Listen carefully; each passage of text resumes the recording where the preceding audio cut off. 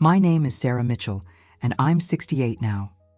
I need someone to know about Gabriel, about the 4 days in August 1983 when my 6-year-old sister Amy and I disappeared into the Grand Teton Wilderness during what was supposed to be our family's perfect camping vacation, and about how our innocent words destroyed the magnificent being who saved our lives when everyone else had given up hope of finding us alive.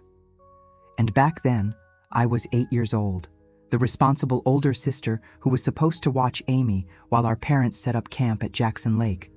The sister who failed in that simple task and led us both into wilderness so vast and dangerous that experienced rangers warned our parents we'd probably never be found.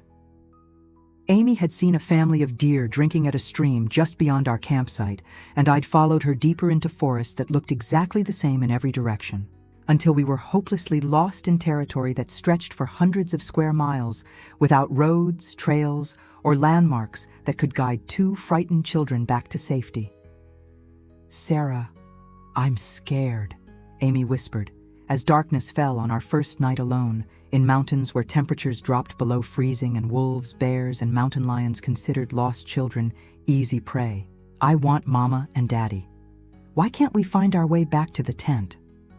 For 4 days, we wandered through wilderness that should have killed us within the first night. Amy was too young to understand that we were dying slowly from exposure, dehydration, and terror that made every shadow seem like a monster waiting to devour little girls who'd been stupid enough to chase deer into forest that swallowed people without leaving traces for search teams to follow. I tried to take care of her like Mama had taught me, sharing the few berries I could identify as safe while avoiding plants that might be poisonous, finding streams where we could drink water that made us sick but kept us alive a little longer. That's when Gabriel found us on our 3rd night, huddled together in a cave that provided shelter from rain that would have killed us through hypothermia if we'd remained exposed to weather that was already pushing our small bodies beyond their limits of endurance.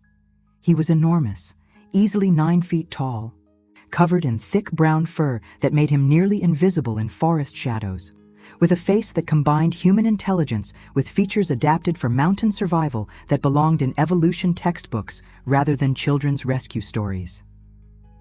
"Don't be afraid," Gabriel said in English that was gentle and perfectly clear, his voice carrying the same soothing tone that Daddy used when Amy had nightmares about monsters under her bed. "I'm here to help you find your way back to your family. You've been very brave, but now it's time to let someone bigger and stronger take care of you until you're safe again." Amy's response was immediate and trusting in the way that only 6-year-olds can accept miraculous help from sources that adult skepticism would question. "Are you an angel?" she asked, while examining Gabriel's magnificent presence with the fearless curiosity that had led us into the wilderness in the first place. "Mama says angels come to help children who are lost and scared." Gabriel's smile transformed his entire face from something that might have frightened us into something beautiful and wise and infinitely comforting. "I'm someone who protects children when they need protection," he said, while gathering materials to build a fire that would keep us warm through the night. "Your parents are looking for you, and many people are helping them search. But these mountains are very big, and it's easy for little girls to stay hidden even when everyone wants to find them." For the next 2 days, Gabriel cared for Amy and me with expertise that surpassed anything our parents could have provided in similar circumstances. He knew which plants would provide nutrition that our small bodies needed, which streams offered the cleanest water, and most importantly, how to treat the cuts and bruises we'd accumulated during 3 days of stumbling through terrain designed for mountain goats rather than suburban children. He taught us songs that made Amy laugh despite our desperate situation, showed us how to identify animal tracks that told stories about forest creatures, and most remarkably, helped us understand that we were safe now because someone with the knowledge and strength to protect us had chosen to ensure our survival. "Will you stay with us when we go home?" Amy asked Gabriel on our final morning together, her small hand holding his enormous one, with the absolute trust that characterized everything about her relationship with the being who'd saved our lives. "I want Mama and Daddy to meet the nice man who took care of us when we were lost." Gabriel's expression as he considered Amy's innocent invitation revealed both his love for us and his tragic understanding of what would happen if our family learned about his existence and his role in our rescue. He knew that our gratitude would lead to exactly the kind of human contact that had made his people's survival dependent on remaining hidden from civilization that saw them as monsters rather than the wise, gentle beings they actually were. The cancer that's killing me started growing the day I understood what happened to Gabriel after Amy and I told everyone about the big nice man who'd saved our lives, after our innocent words guided federal agents to the most compassionate soul who'd ever walked the Wyoming mountains, after our childish honesty destroyed the being who'd risked everything to ensure that two lost little girls could return safely to the family that loved them. Our third night alone in the Grand Teton wilderness began with rain that turned our inadequate shelter, a hollow beneath fallen logs that I'd thought might protect us, into a cold, wet misery that was slowly killing Amy through hypothermia that her 6-year-old body couldn't resist much longer. She'd stopped complaining about being hungry or scared and had begun the kind of quiet withdrawal that I somehow understood meant she was giving up, that my baby sister was dying because I'd failed to keep her safe when Mama and Daddy trusted me to watch her while they unpacked camping gear. "Sarah, I'm so cold," Amy whispered against my chest, her small body shivering with tremors that were getting weaker rather than stronger, her voice so quiet I could barely hear her over the sound of rain that had been falling steadily since afternoon. "I can't get warm anymore, and my tummy hurts from being empty. Are we going to die out here?" I didn't know how to answer her question because I was 8 years old and completely out of options for keeping either of us alive through another night of exposure to mountain weather that was designed to kill creatures much larger and stronger than two suburban children who'd never experienced anything more challenging than sleeping in our backyard tent during summer sleepovers. The berries I'd been finding were gone. The stream water was making us both sick, and Amy was showing signs of the kind of exhaustion that meant her body was shutting down from starvation and cold. That's when we heard footsteps approaching our pathetic shelter. Heavy, deliberate steps that suggested someone much larger than the deer and small animals we'd been seeing during our wandering through forest that seemed to stretch forever in every direction.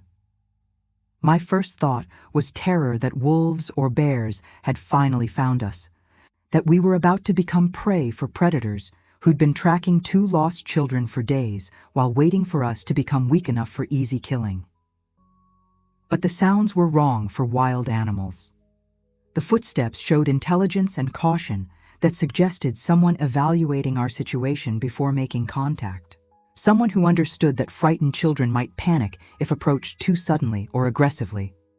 Through the rain, I could see a massive silhouette moving between trees with remarkable grace despite obvious size, and when lightning illuminated the forest, I caught glimpses of features that belonged in storybooks rather than real wilderness rescue scenarios.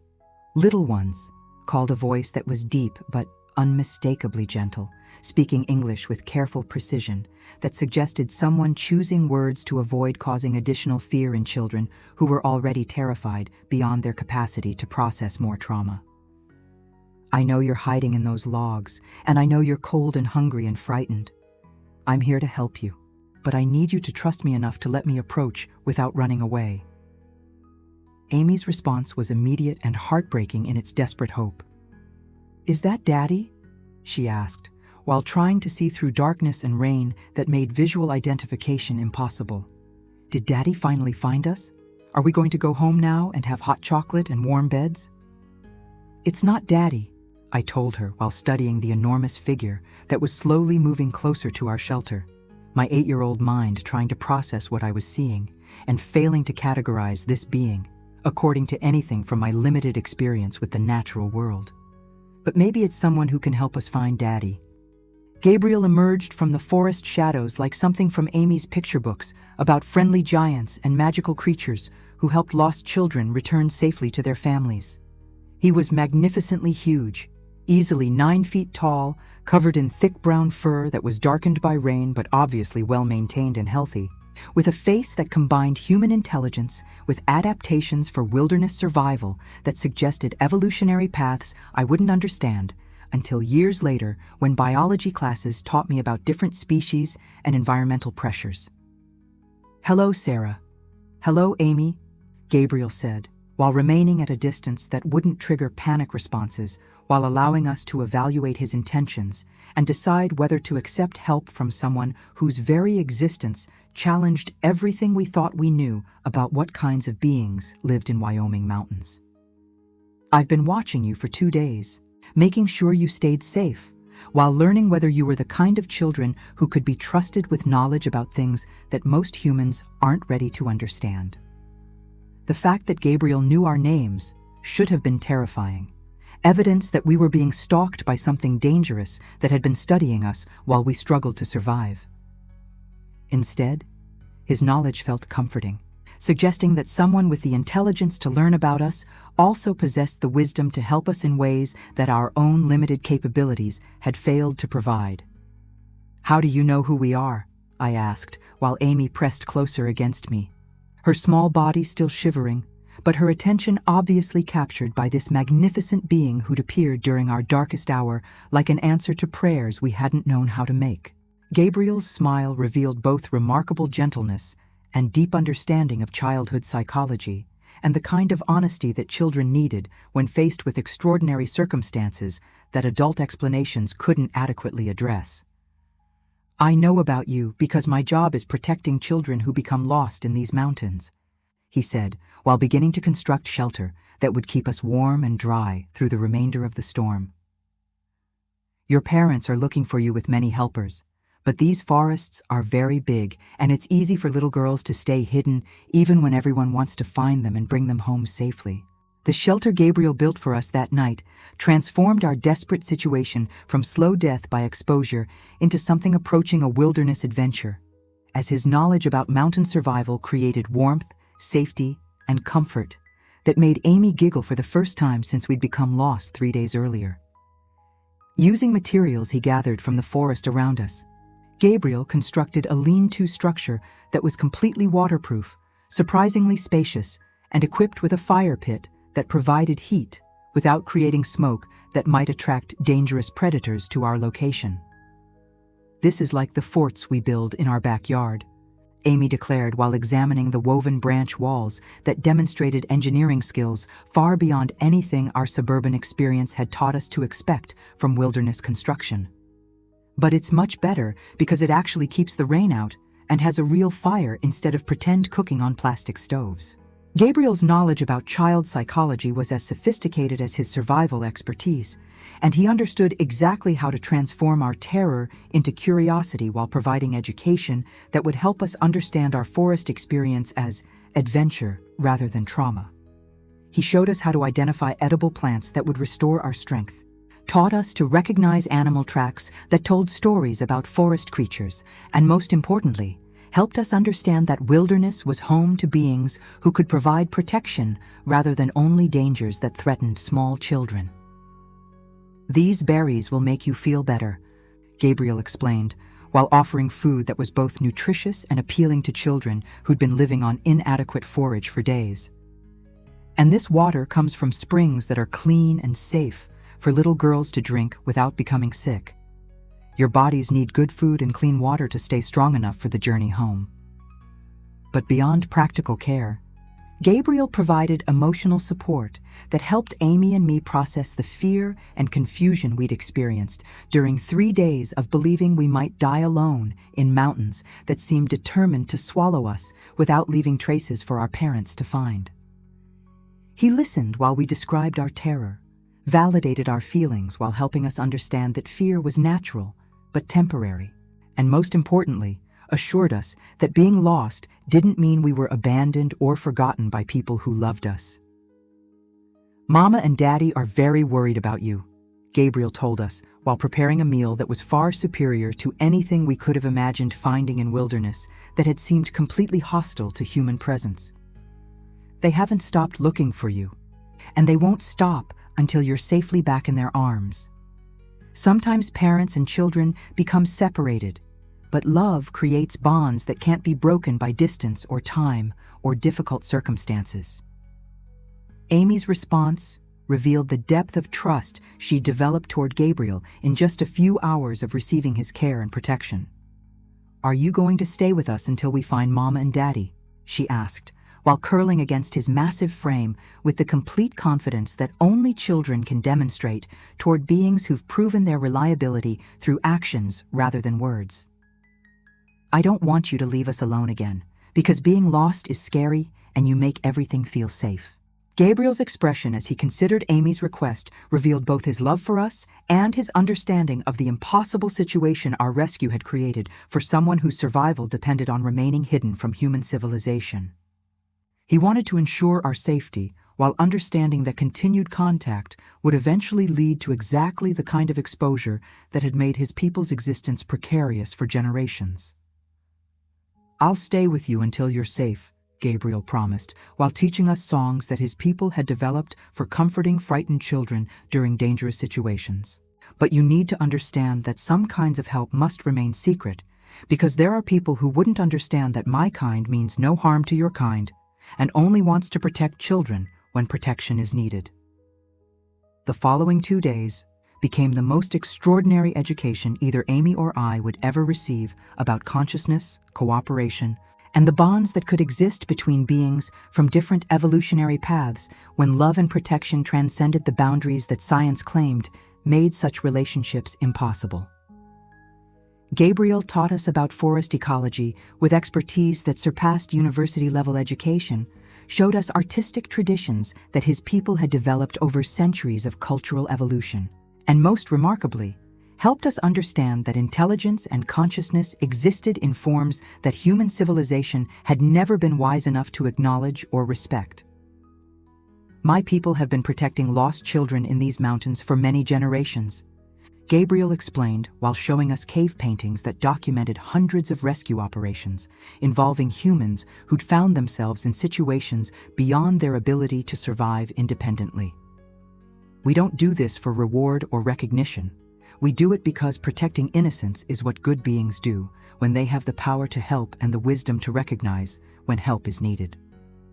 Amy's artistic sensitivity responded immediately to the cultural sophistication Gabriel revealed through stories, songs, and visual traditions that combined aesthetic beauty with practical wisdom about living in harmony with natural systems.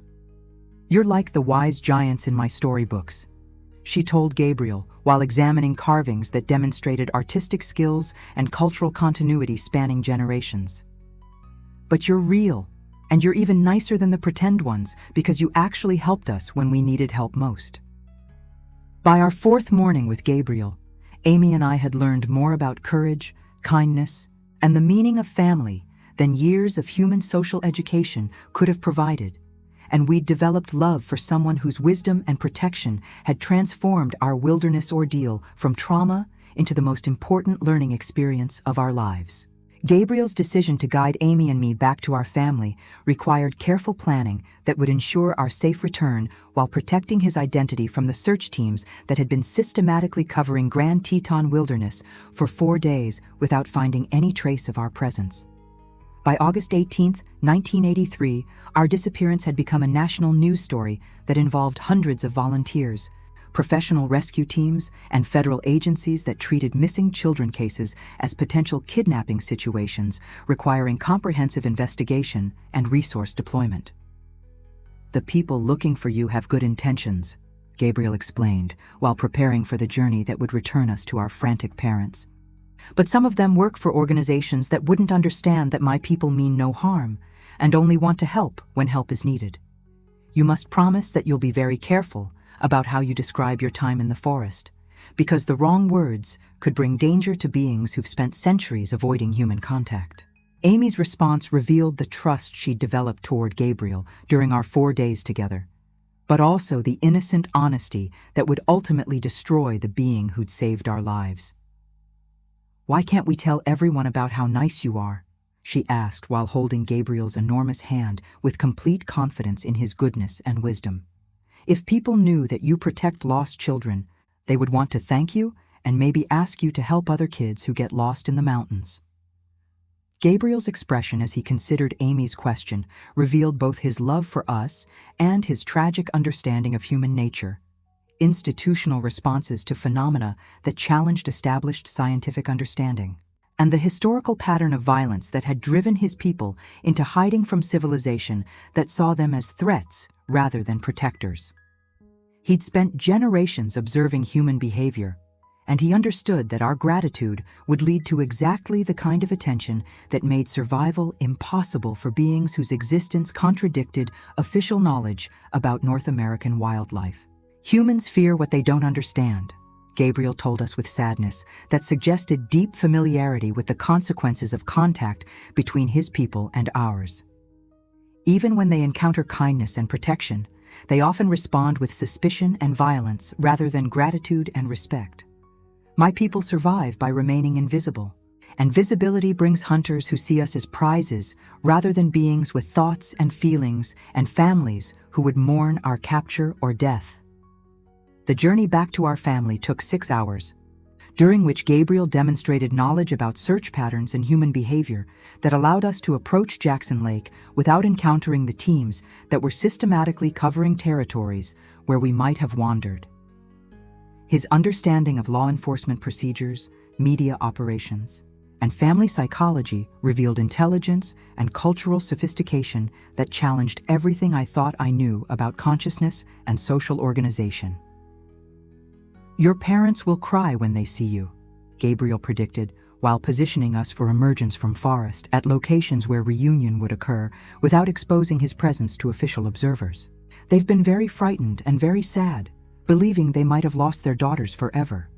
You should run to them immediately and let them hold you until they're convinced you're really safe and unharmed."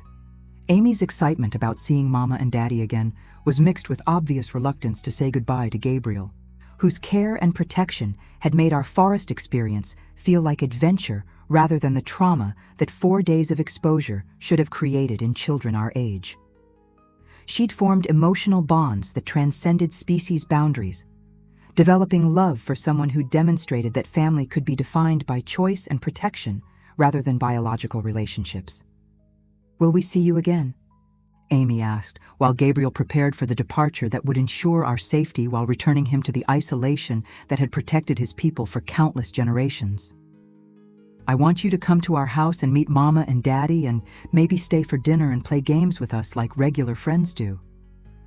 Gabriel's final words to Amy and me were both blessing and warning, expressing love while emphasizing the importance of discretion that would protect both his people and our family from consequences that neither of us was old enough to fully understand. "Remember that love exists in many forms," he told us, while ensuring we could find our way to the reunion that would end our parents' nightmare. "Remember that protection comes from unexpected sources, and that gratitude must sometimes remain private to preserve the safety of those who choose to help." But Amy was 6 years old and I was 8, and we were children whose entire understanding of morality had been shaped by adults who taught us that honesty was always the right choice, that secrets were wrong unless they involved surprise parties or birthday presents, and that good people deserved recognition for helping others in need. When our parents asked about our survival, when reporters wanted to know how 2 small children had managed to live through 4 days alone in dangerous wilderness, when federal agents required detailed accounts of our experiences for official investigation of our disappearance, we told the truth about Gabriel with the innocent enthusiasm of children sharing stories about the most wonderful person we'd ever met. "The big man took care of us," Amy told everyone who would listen, her voice carrying joy and gratitude that made clear she was describing someone she loved rather than feared. "He built us a house and made fires and gave us food and sang songs and taught us about animals and made sure we weren't scared anymore because he promised to keep us safe until we could come home." Our honest testimony about Gabriel's rescue and protection created exactly the kind of documentation that federal agencies had been seeking for decades to validate reports about cryptid intelligence and establish hunting operations that would eliminate protective presence from wilderness areas where such beings had provided assistance that official records had never acknowledged. September 3rd, in 1983, was the day our innocent testimony about Gabriel's rescue led federal agents to the cave system where he'd been providing sanctuary for his extended family while continuing to protect lost children throughout Grand Teton Wilderness from dangers that conventional search teams couldn't prevent or resolve. The operation was coordinated through intelligence that combined our detailed accounts of cryptid behavior with satellite surveillance that had been systematically mapping thermal signatures indicating large mammal populations in areas where official science claimed no such beings could exist. We've located the primary target and what appears to be an entire breeding population of unknown hominid entities. Agent Morrison reported during operational briefings that would never appear in congressional oversight or public records. The subjects demonstrate advanced intelligence, sophisticated social organization, and protective behavior patterns that represent both strategic research opportunities and potential security threats requiring immediate federal containment. Amy and I were staying with our grandparents in Jackson while our parents dealt with media attention and federal investigations that treated our rescue as evidence of possible criminal activity, requiring comprehensive analysis of every detail we could remember about our 4 days in the wilderness. Child psychologists had been interviewing us repeatedly, not to help us process trauma, but to extract information about Gabriel's physical characteristics, territorial boundaries, and behavioral patterns that could guide hunting operations designed to capture beings whose existence represented strategic value to government agencies. The children provide detailed descriptions of entity behavior that indicate sophisticated intelligence and extensive knowledge about wilderness survival. Dr. Harrison reported while federal teams prepared for simultaneous seizure of what appeared to be Gabriel's entire family group. Subject demonstrates protective responses to human distress, particularly involving endangered children, which creates behavioral patterns that can be exploited for capture purposes. The assault began at dawn on Labor Day, coordinated by teams that had been positioned around Gabriel's territorial boundaries for weeks, while satellite surveillance confirmed family structures and activity patterns. Tranquilizer weapons designed for subduing large, intelligent mammals were deployed simultaneously against beings who offered no violence beyond desperate attempts to shield their young from capture by people who saw them as valuable research specimens rather than conscious individuals deserving of respect and autonomy. Gabriel was partially conscious when they loaded him into the containment vehicle, and I saw him through my grandparents' window as the transport convoy passed through Jackson on its way to research facilities that didn't appear on any public maps. Even from a distance, even through the reinforced glass that separated federal prisoners from civilian observers, I could see his eyes searching for Amy and me with the desperate love of someone saying goodbye to children he died trying to protect from exactly this outcome. "Sarah, look, it's our friend from the forest," Amy called while pressing her face against the window, her 6-year-old understanding still innocent of what our honesty had cost the being who'd saved our lives. Should we run outside and tell him thank you again for taking such good care of us when we were lost and scared? But our grandmother immediately understood what she was witnessing and pulled Amy away from the window with the horrified recognition of someone who'd lived long enough to understand that government vehicles transporting caged beings represented tragedies rather than triumphs of law enforcement. She'd grown up hearing stories about cryptid encounters from her own grandmother, and she immediately grasped that Amy and I had unknowingly guided federal hunters to the most magnificent soul who'd ever walked the Wyoming mountains. "Those men are taking away the person who saved your lives," Grandma whispered, while tears streamed down her face, and Amy struggled to understand why the adults around her seemed so sad when they should have been happy that Gabriel was getting the recognition she'd thought he deserved. "Your friend chose to help you, even though he knew that helping might cost him everything. And now he's paying that price because you told the truth when lies would have protected someone who loved you enough to risk his own safety." Dr. Harrison's final report celebrated our case as the most successful cryptid capture operation in North American history, providing opportunities for studying intelligence, consciousness, and potential military applications of non-human cognitive abilities that bureaucrats had been fantasizing about since the first credible reports crossed their desks. Gabriel's sacrifice had advanced federal research objectives while eliminating protective presence that had made wilderness survival possible for countless children over generations of intervention that official records had never acknowledged.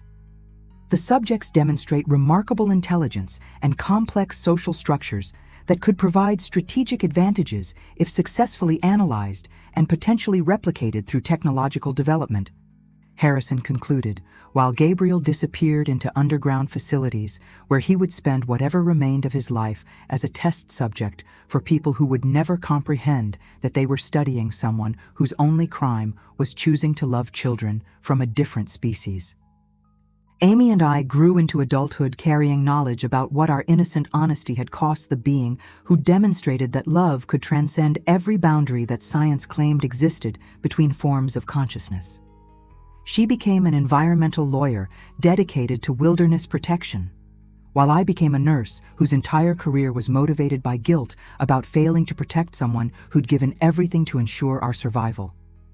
The cancer that's killing me started growing the day I understood that Gabriel's capture was payment for our rescue, that his love for 2 lost children had condemned him to lifetime imprisonment by people who saw consciousness as property to be studied rather than wisdom to be celebrated.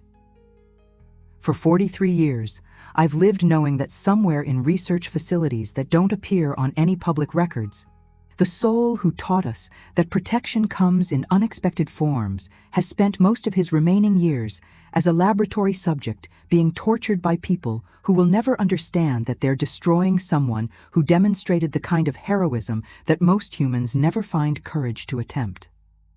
Gabriel is probably 75 years old now, assuming he's survived 4 decades of medical experimentation designed to unlock whatever biological secrets his people might reveal about consciousness, intelligence, and strategic applications that federal agencies continue fantasizing about developing. Amy and I saved 2 children's lives, but the price was destroying the family of beings who'd made that salvation possible through love that knew no boundaries between species.